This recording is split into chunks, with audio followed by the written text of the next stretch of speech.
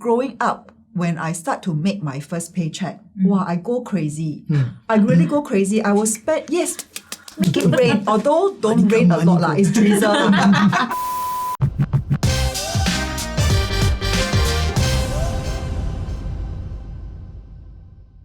Hi, I'm Joash. Hello, I'm Shellen. Hi, I'm Cherie. Hello, this is Evan. Welcome to Talk Money with V. And today's topic is how would you teach your children about finances? I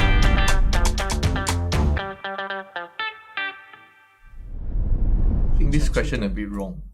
I'm still young. Oh, when you're Okay. Yo. Not When you uncle were a anymore. child, when you were a child. Now when I look back, actually your money management starts when you're in primary school. You know why? Because that's when your parent give you pocket money to go to school. And how much you spend and how much you save depends on how you want to ration it. My parents at that time, he only gave me 150. And I was There's a lot of money, 150. Last time in our lives. Okay, last time I also 150. So coming back to this topic, I think primary school that time we still don't have the concept of money yet. So we just spend however much we receive. But it's until secondary school I start to save. Save for what? Save for Pokemon cards. Save to buy the things that I want. That's where I understand the concept of saving, understand the concept of money better. I think conditioning that you receive when you were young is very important. I save quite a bit now. I wish I would invest more. Yeah. In the past, right, despite my parents didn't give me a very structured learning on how to manage money, one thing that came to my mind is that, now that I think about it, I'm actually quite good with money since young. Because in the past, when I was in secondary school, right, I remember there's this day where I wanted to buy a Converse shoe. So what I did was, I then took up the job to save enough and earn enough in order to buy that shoe. Because I think that shoe was $80. At that point of time, it's quite a huge sum. Like 1 hour you earn as a part-timer is like $5 only.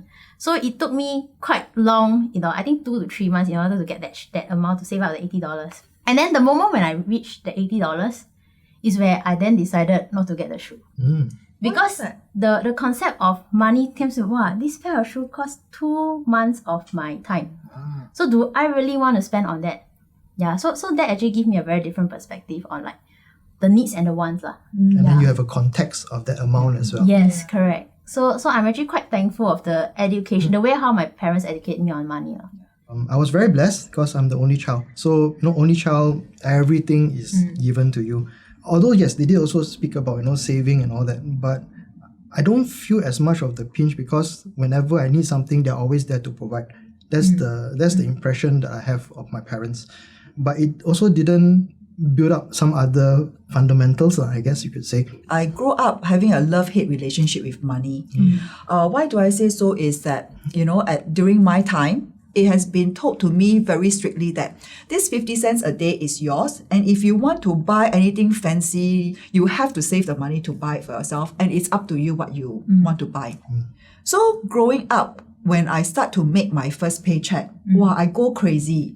I really go crazy. I will spend, yes, make it rain. Although don't rain a lot, it's drizzle. I make it drizzle, During my time, pay is not that great. And then I end up putting in a lot of hours to earn overtime. So that was how I trade my time for money. Which time is something that I can't buy back. Yeah, so it's a love-hate relationship.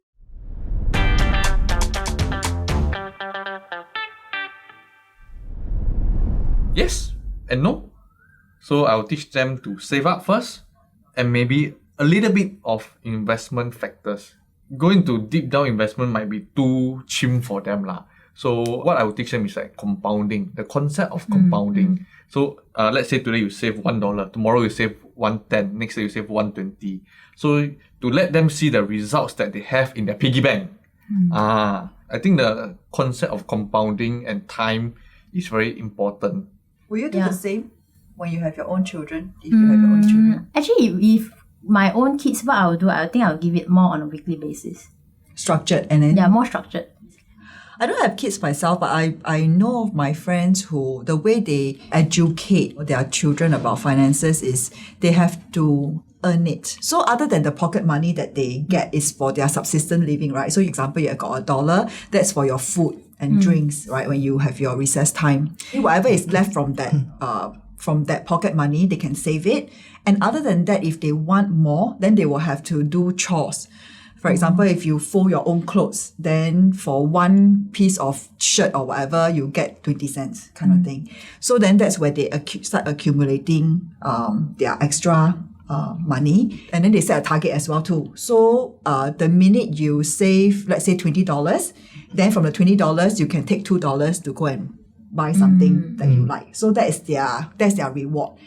To teach them that when you save doesn't mean that you should spend all your savings, right? You can take a percentage out for bonuses to treat yourself for a good job. So I think that's a good thing as well too, that for children to not think that money just come easily and then you just like that and then the money will just drop, right? Let me start with a quote from Warren Buffett. Wow. Hey, Yeah, Warren pay Buffett attention. is a very important person, right, for all of us that study investment. So listen, my dad was my greatest inspiration. What I learned at an early age from him was to have the right habits early. Saving was an important lesson he taught me. And then they asked him, what would be the biggest mistake, right, for parents? This is what he answered. Sometimes parents wait until their kids are in their teens before they start talking about how to manage money, when they could be starting when their kids are in preschool. This is what Warren Buffett said. And this is what I would like to establish right at the beginning. All right. I know we talk a lot and we use this term, the word investing or investment a lot, but I want to pull it back a bit because this is what we learn as well, that investing is not just about money. Money is not your only resource. If you think about it, we have at our disposal, like what you mentioned just a while ago, time is a resource that we have. These are all things that we need to realize. Investment, right? We need to redefine it in a way that even kids can understand. Okay, I throw this question to you. You're all my kids now. Hi. So, Money. if you think about it very simply, what actually is investing? To me, I believe that you can define it very simply like this. Anything that you spend, any resource you spend, don't just say money, any resource you spend with an expectation of return. That is investment, right? Once you start with this definition with your children, then you realize, right, at the end of the day, then this is the interesting thing. Fundamentally, it's really just about making decisions. And if you think about it, even at what we learn, it's really about making decisions, right? Yeah. Just like what you said just now. You don't just tikam. Yeah. That is a choice, but that's not the best choice.